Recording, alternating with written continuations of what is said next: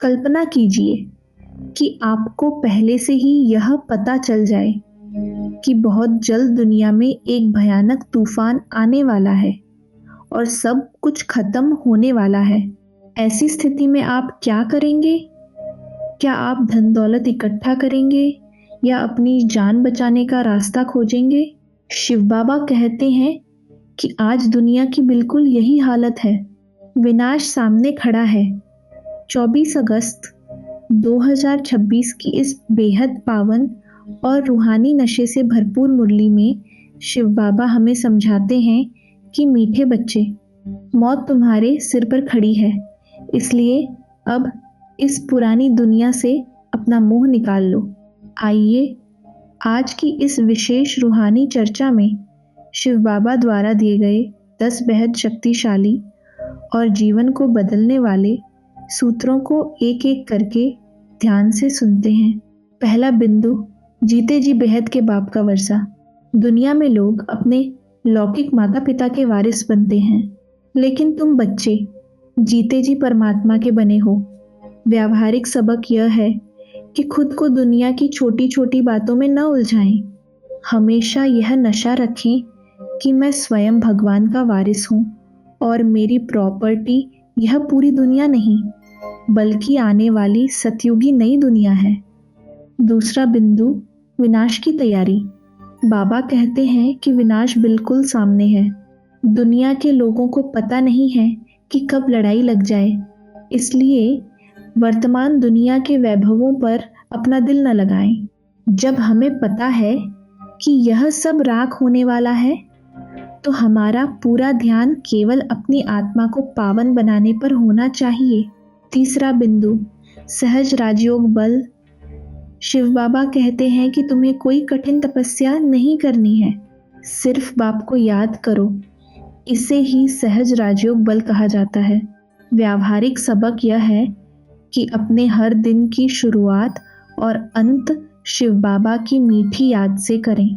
जब भी मन भटके, उसे वापस शिव बाबा के पास ले आएं। चौथा बिंदु, नई सृष्टि की रचना। शिव बाबा शरीरधारी ब्रह्मा के माध्यम से हम बच्चों को रचते हैं। तुम ही वह चुनी हुई आत्माएं हो जो भगवान के द्वारा रची गई नई सृष्टि का आधार हो।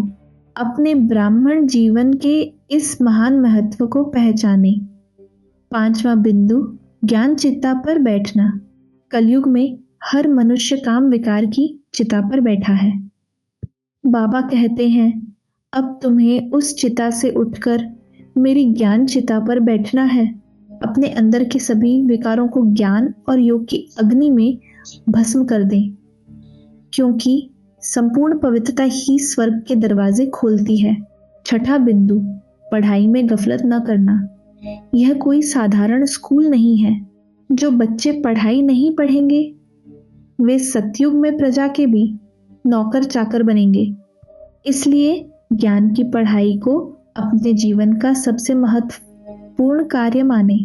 आज की पढ़ाई ही भविष्य का पद तय करेगी। सातवां बिंदु, घर घर पैगाम दो। मौत बिल्कुल सामने खड़ी है, इसलिए घर घर जाकर यह पैगाम दो कि बाप को याद करो। अपने स्वार्थ से बाहर निकलें। रोज कम से कम एक आत्मा को शिव बाबा का सच्चा संदेश जरूर दें, क्योंकि समय बहुत कम है। आठवां बिंदु, अंतकाल की स्मृति। समय ऐसा आएगा जब तुम घर से बाहर नहीं निकल सकोगे। उस समय तुम्हारी अंतकाल की स्मृति ही काम आएगी।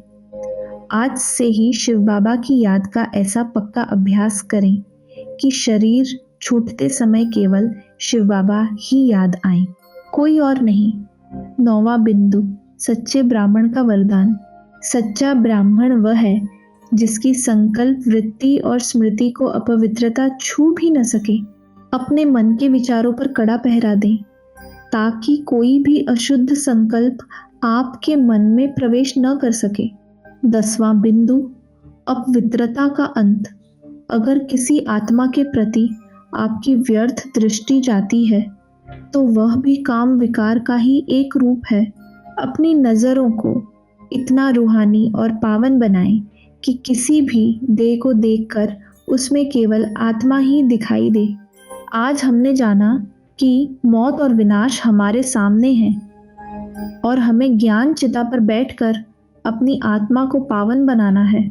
आज इन 10 शक्तिशाली बिंदुओं में से किसी एक को चुन लीजिए और एक बात को दृढ़ता से पकड़कर आज ही अपनी दिनचर्या में लागू कीजिए।